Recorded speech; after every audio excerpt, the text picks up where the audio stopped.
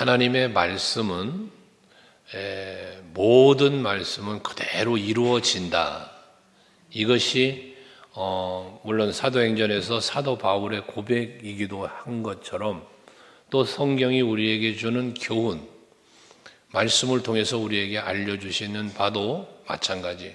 하나님의 말씀은 그대로 성취되어진다는 것입니다. 태초 요한복음 1장에 보면 태초에 말씀이 계시니라. 그 말씀이 하나님과 함께 계셨고, 근데 그 말씀이 육신의 몸을 입고 이 땅에 오셨다라고 말씀을 합니다. 예수님의 오심을 말씀하는 거예요.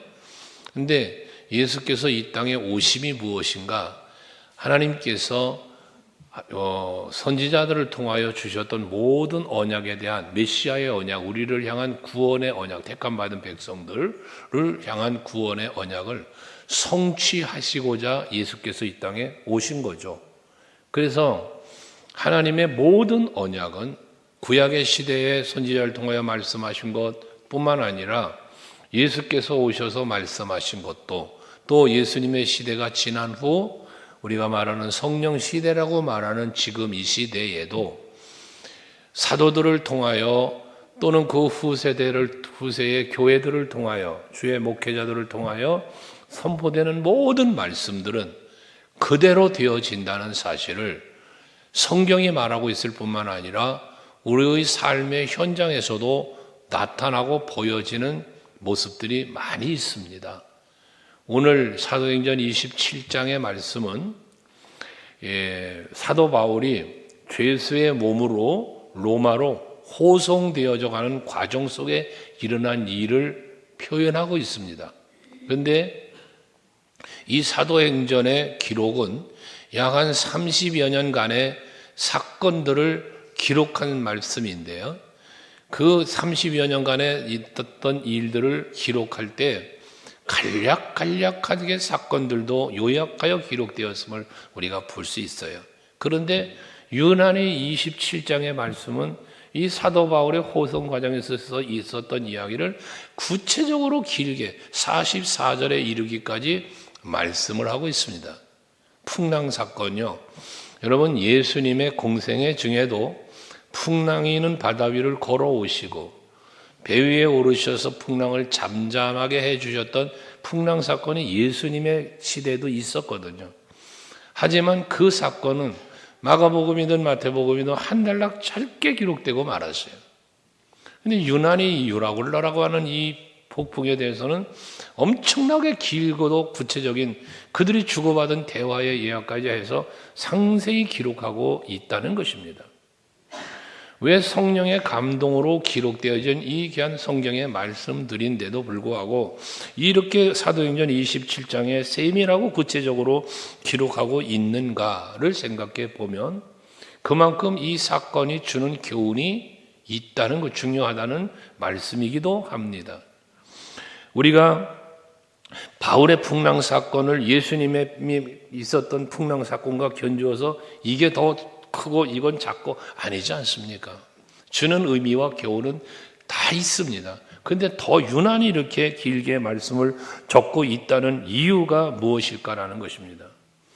우리는 여러분 개인적으로 성경을 묵상을 하셔도 또 말씀이 선포될 때에 들으실 때에도 물론 전하는 저도 마찬가지 말씀을 준비할 때에도 성경은 우리가 항상 주의해야 할 것은 이 말씀 속에 담겨있는 하나님의 의도, 하나님의 뜻은 과연 무엇일까를 헤아리며 말씀을 여러분들이 읽고 듣고 배우고 선포도 그래야 한다는 것입니다.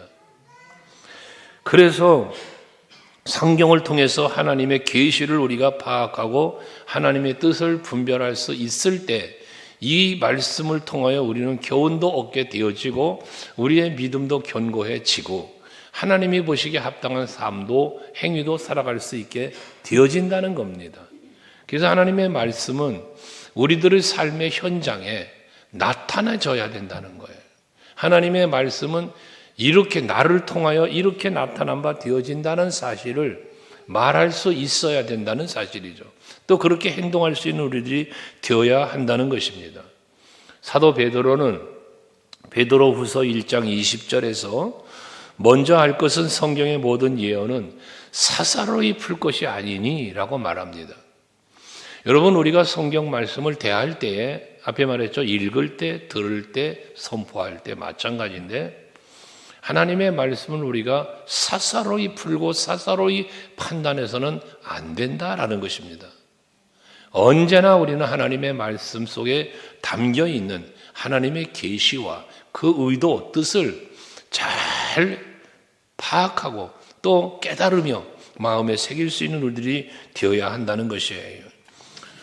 사도 바울은 마지막 목적지는 로마입니다. 하나님께서 로마로 보내시는 거예요. 이방인의 구원을 향한 하나님의 계획입니다. 그러면 유로글라라고 하는 이 풍랑을 과정을 하나님 없애시고 바로 로마로 보내실 수도 있었지요. 하나님이 하실 수 있는 능력이 있으니까요.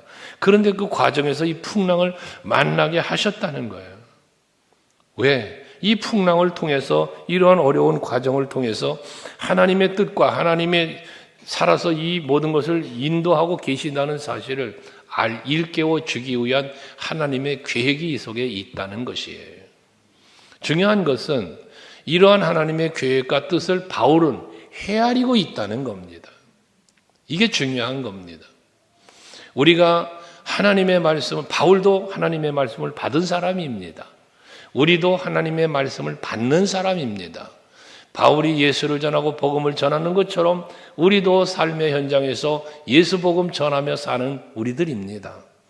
그렇다면 우리도 바울과 같은 이러한 신앙을 갖고 이 상황들을, 풍랑을 이겨내는 것처럼 감옥에 갇혔을 때에도 여러 상황에서도 그는 담대하게 복음을 외쳤는데 이렇게 바울의 그 믿음이 견고한 믿음으로 하나님의 말씀을 대하고 있고 전하고 있다는 것이거든요.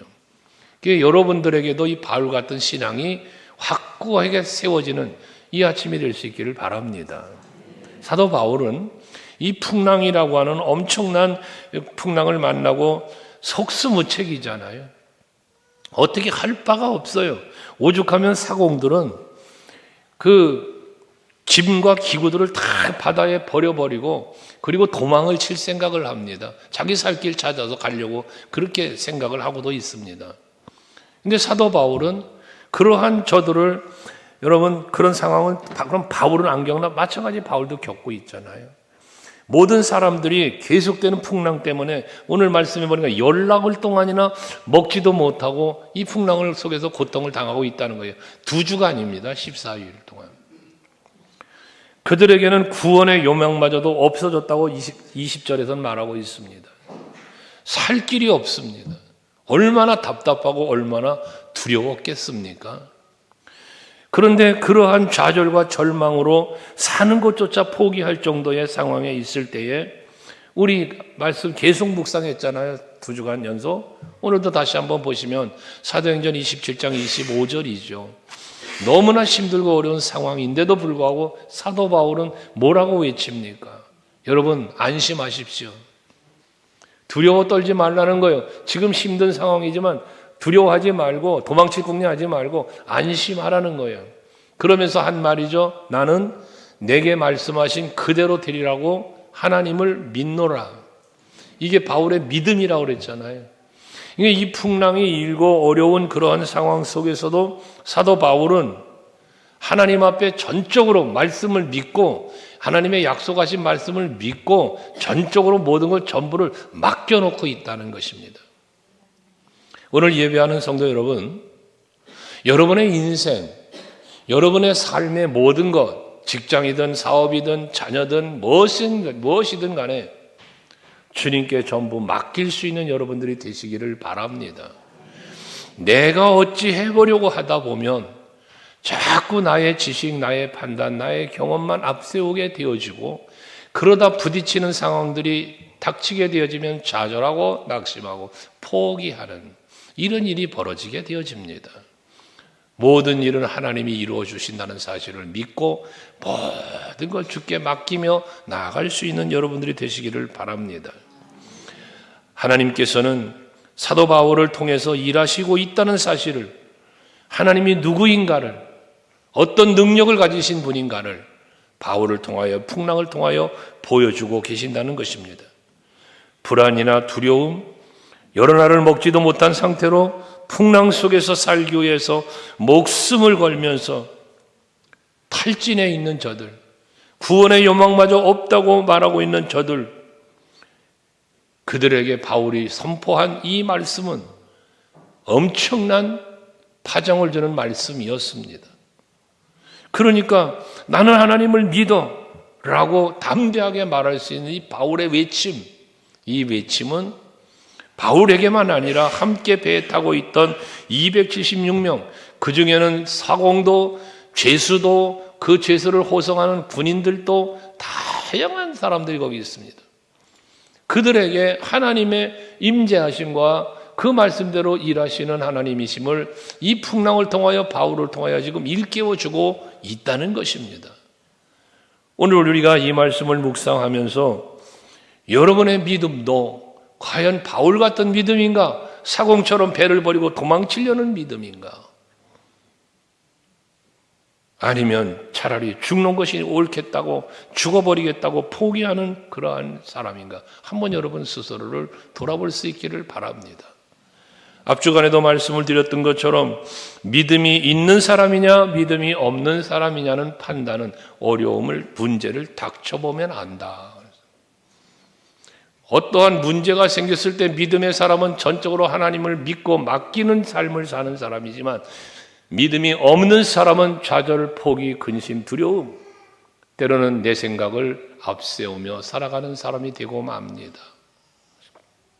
저는 우리 소강교회 온 성도 여러분들이 믿음이 있는 성도, 그 믿음도 살아있는 믿음, 행함의 믿음, 전적으로 하나님 앞에 나의 전부를 맡길 수 있는 믿음이 되어질 수 있는 여러분 되시기를 바랍니다. 좋은 상황이나 일이 잘 될 때 문제가 일어나지 않습니다. 그러나 갑자기 나쁜 상황이 닥치거나 어려운 문제가 생기면 그때부터 내 믿음의 정도가 나타나기를 시작하는 것입니다. 이스라엘 백성들이 애굽에서 출애굽을 해서 광야에 이르렀을 때에 하나님의 능력을 보았잖아. 10가지 재앙을 통해서. 근데 홍해바다 앞에 와가지고는 죽음을 보며 불평을 합니다. 홍해바다를 갈라서 건너가게 하시는 놀라운 기적을 보여주십니다, 하나님이.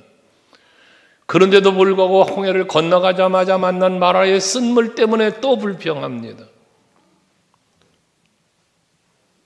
마실 물이 없다고 불평합니다. 불평에 젖어 사는 이스라엘 백성들의 모습을 우리는 말씀을 통하여 이미 알고 있습니다. 그런데 이스라엘 백성들이 그런 것이냐, 아니면 지금 내가 그렇게 살고 있느냐라는 부분을 생각해 보셔야 한다는 것입니다.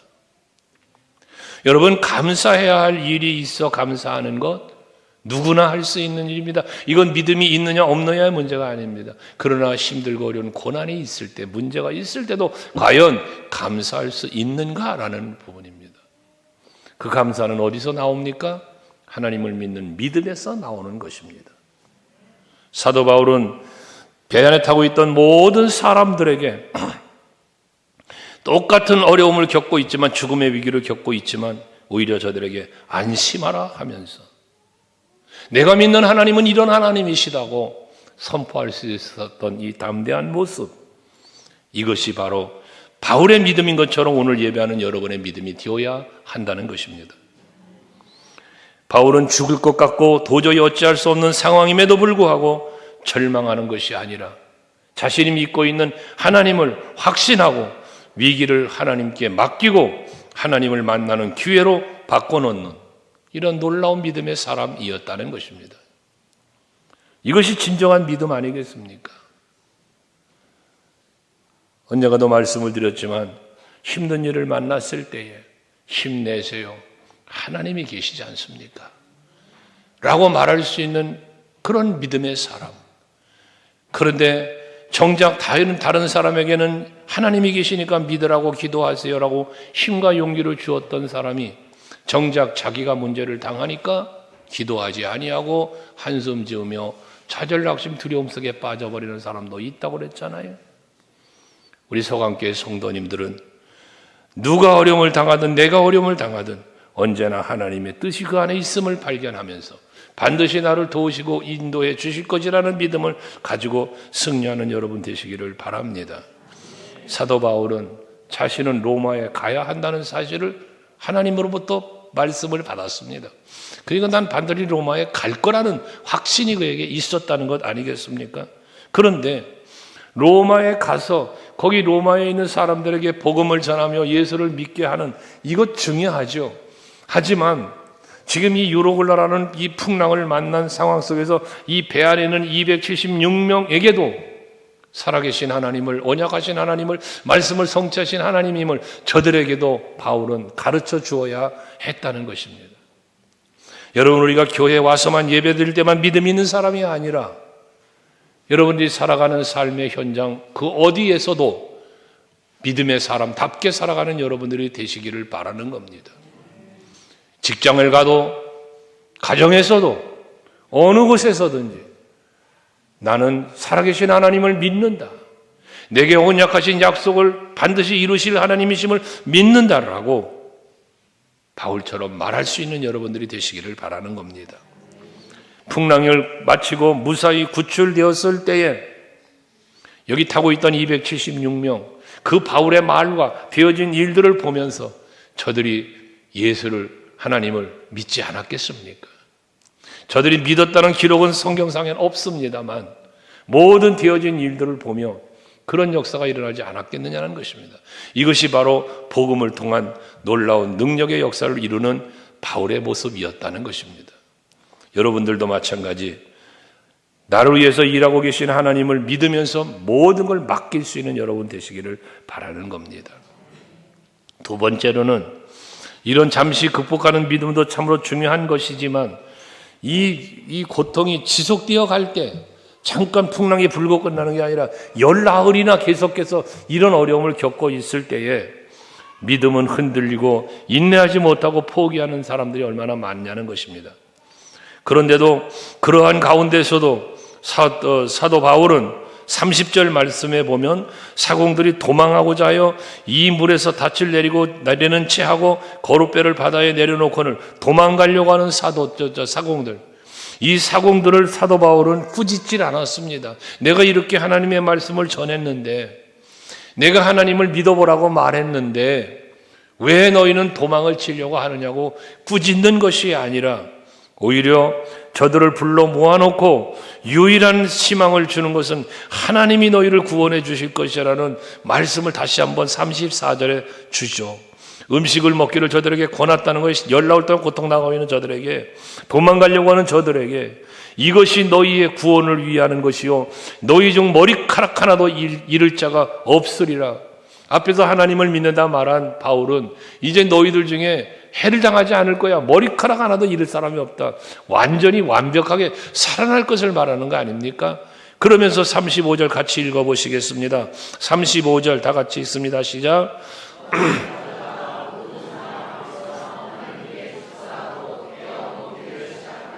사람들을 불러놓고 떡을 나눠주면서 이걸 떡을 먹으라고 나눠주는 거예요. 안심하라 하면서 나눠주는 거예요. 나눠주는데 이 떡을 들고 뭐 했다고요? 하나님께 축사하고 라고 말합니다. 여기 축사했다는 말은 감사했다는 말씀입니다.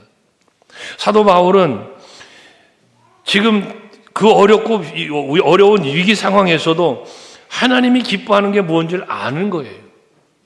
하나님이 자기를 위하여 일하실 걸 믿고 기대하는 거예요. 그러니까 하나님을 향하여 떡을 그냥 나눠준 게 아니라 축사했다는 거예요. 감사했다는 거예요. 마치 오병이어의 기적의 현장에서 예수께서 그 많은 무리가 모여 있는데 소년의 도시락 하나를 들고 역시 마찬가지 거기도 하늘으로 축사했다고 기록되어 있습니다. 그리고 떡을 나누어 주었을 때에 거기 모인 많은 무리가 다 먹고도 남음이 있었다고 그랬지 않았습니까? 하나님의 능력을 믿었기 때문에 할 수 있는 이 감사의 행위였다는 것입니다. 여러분, 우리가 살다 보면 정말 사르밧 과부가 가루통에 가루가 떨어져 가고 기름병에 기름이 떨어가는 상황을 지켜볼 때 얼마나 근심되었겠습니까? 얼마나 힘이 들었겠습니까? 그런데 엘리야 선지자가 와가지고는 그 한 덩어리 먹고 죽으려는 떡을 가지고 날 위해서 먼저 만들어라. 그 다음 너희를 위해서 만들어라. 그리하면 하나님께서 가뭄이 끝나는 날까지 가루가 떨어지지 않도록, 기름이 떨어지지 않도록 지켜주실 것이라는 말씀을 선포하잖아요. 그때 이 여인은 그 엘리야 선지자의 말을 믿습니다. 그리고 여인이 엘리야의 말대로 했답니다. 결과가 무엇입니까? 선지자를 통하여 하신 말씀처럼 가뭄이 끝나는 날까지 가루가 떨어지지 않고 기름이 떨어지지를 않았습니다. 여러분, 우리가 어려운 일을 당할 때에 우리가 할 일은 아무것도 없습니다. 우리가 한다고 해본들 안 되는 게 너무나 많습니다. 그러니까 문제에 부딪히는 거예요. 어려운 상황을 만나는 거거든요.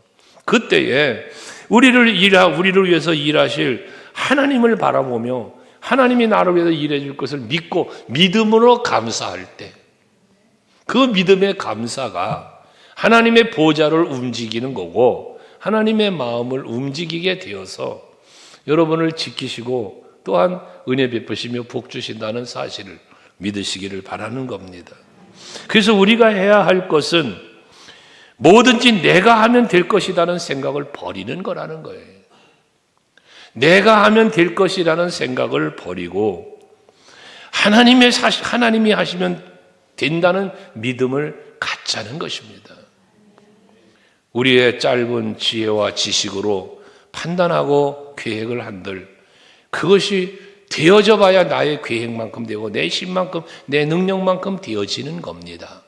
그러나 하나님이 일하시면 하나님의 능력만큼 되는 것입니다.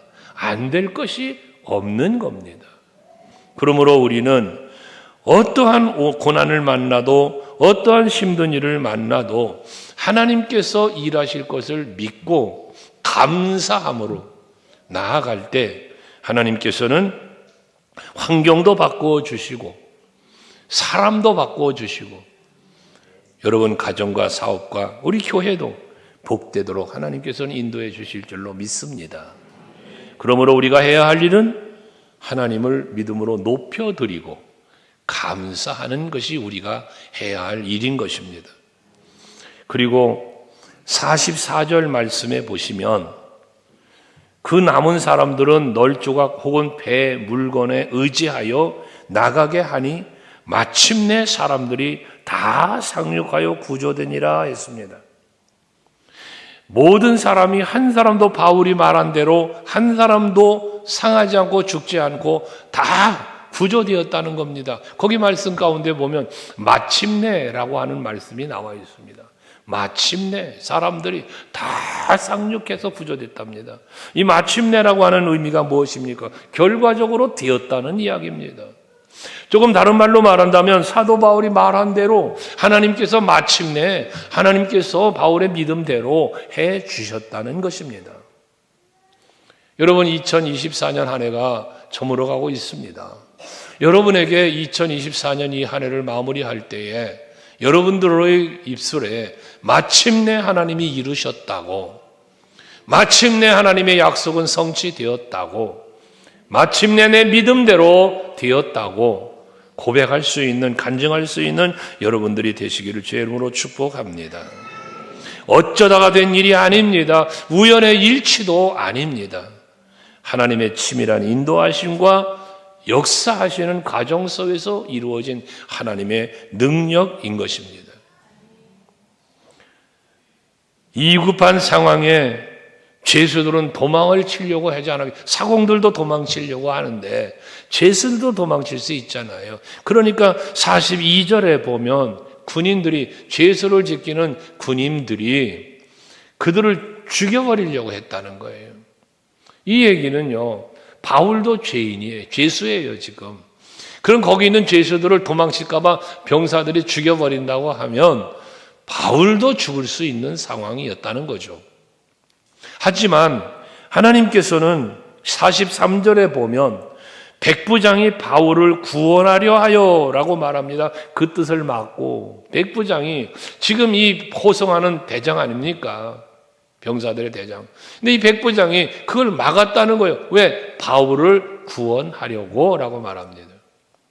이거는 백부장의 마음인 것 같지만 하나님께서 바울을 로마로 보내어야 하겠기에 또 바울이 배 안에서 선포했던 모든 말씀들을 통하여 276명의 이 사람들에게 그 살아 역사하신 하나님을 보여주시려고 죽이지 못하도록 백부장의 마음을 움직인 것 아니겠습니까? 저는 여러분 모두가 하나님께서 움직이는 마음에 사로잡혀 사는 여러분 되시기를 바랍니다. 늘 말하지만 성령이 내 마음을 지배하는 삶과 악의 영이 내 마음을 지배하는 삶은 다릅니다. 생각이 다르고 말이 다르고 행동이 달라요. 언제나 우리 소강교회 성도들은 성령이 주시는 마음에 사로잡혀 성령에 이끌려 살아갈 수 있는 우리 모두가 되어질 수 있기를 바랍니다. 왜? 거기에 하나님의 뜻이 이루어지기 때문에 그런 것입니다. 사도 바울은 죄수의 신분이었습니다. 하지만 그가 말하는 것, 행동하는 걸 지켜보면 그는 죄수가 아니라 오히려 능력을 행하는 선지자처럼 행동하고 있습니다. 말하고 있습니다. 왜 그렇게 할 수 있었습니까? 하나님을 믿었기 때문에 그런 것입니다. 여러분들에게도 이 믿음이 있어서 세상에 나가서 살아가는 동안에도 담대한 믿음으로 비굴하지 않게 살아가는 여러분 되시기를 바랍니다. 예수를 온전히 믿지 못하면 비굴한 사람이 됩니다. 선악간에 구별을 하지 못하고 살아갑니다. 그러니까 자꾸 내가 중심이 되어 산다는 겁니다. 온전한 믿음이 되어지면 오직 주님께 모든 것을 맡기고 살아가게 되어 있다는 사실입니다.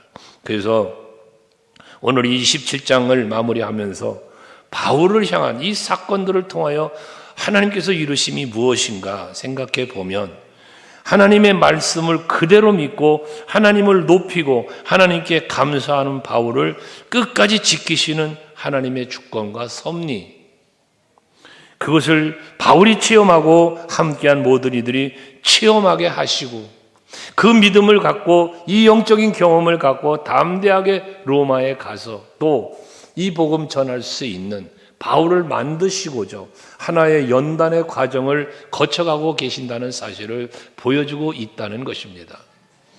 여러분들도 마찬가지 하나님이 여러분을 하나님께서 쓰시려고 할 때에 쓰실 만한 그러한 하나님의 사람으로 만드시기 위하여 때로는 고난도 역경도 주실 수 있다는 것입니다.